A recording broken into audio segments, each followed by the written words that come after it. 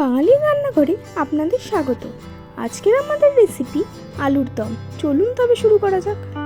কড়াইয়ে সরিষার তেল দিয়ে গরম হয়ে গেলে একে একে আলুগুলি আমি ভেজে নেব। আলুতে আমি কিছুটা পরিমাণে নুন ও হলুদ দিয়ে দিলাম।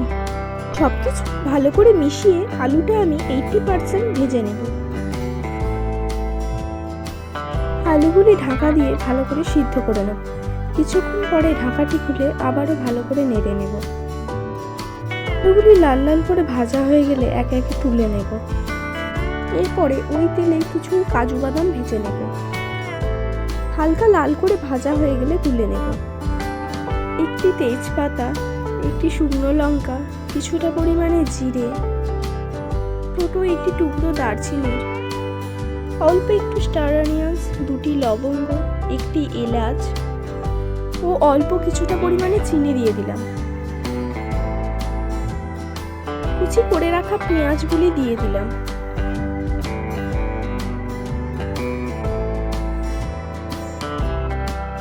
পেঁয়াজগুলি লাল লাল করে ভাজা হয়ে গেলে তাতে কুচি করে রাখা টমেটো দিয়ে দিলাম। টমেটোগুলি পেঁয়াজের সাথে কিছুক্ষণ ভেজে তাতে অল্প কিছুটা আদা রসুন বাটা দিয়ে দিলাম। কিছুক্ষণ নেড়ে আদা রসুনের কাঁচা গন্ধটি চলে গেলে তাতে স্বাদ মতো নুন, সামান্য পরিমাণে হলুদ গুঁড়ো, সামান্য পরিমাণে ধনে জিরা গুঁড়ো দিয়ে ভালো করে কষিয়ে নেব।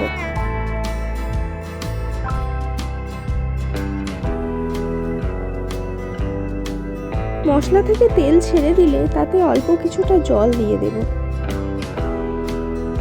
ভালো করে নেড়ে আমি ঢাকা দিয়ে দিলাম। কিছুক্ষণ পরে ঢাকাটি খুলে আবারও ভালো করে কষিয়ে নেব। অন্যদিকে আমি কিছুটা পরিমাণে পোস্ত ও শুকনো লঙ্কা ভিজিয়ে রেখেছিলাম, সেগুলি আমি ভাজা কাজুর সাথে একসঙ্গে বেটে সেই পেস্টটি দিয়ে দিলাম। কিছু একসঙ্গে কষিয়ে মশলা থেকে তেল ছেড়ে দিয়ে মটরশুঁটিগুলো দিয়ে দিলাম। এরপরে আমি ভেজে রাখা আলুগুলি দিয়ে দেব। সব কিছু একসঙ্গে ভালো করে কষিয়ে পরিমাণ মতো জল দিয়ে আমি ঢাকা দিয়ে দেব।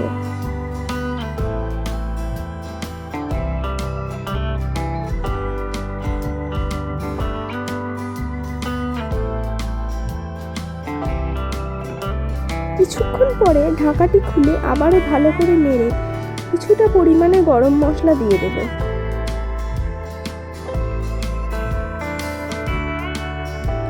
সবকিছু ভালো করে কষিয়ে অল্প একটু চিনি দিয়ে দিলাম।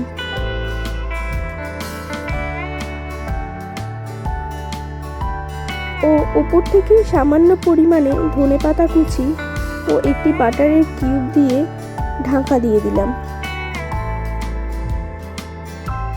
তৈরি আমাদের ঝাল ঝাল কষা কষা আলুর দম।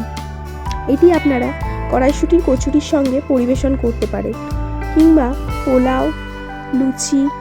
আর আমার রান্নাটি ভালো লাগলে আমার ভিডিওয় একটি লাইক, কমেন্ট ও সাবস্ক্রাইব করে পাশে থাকবেন।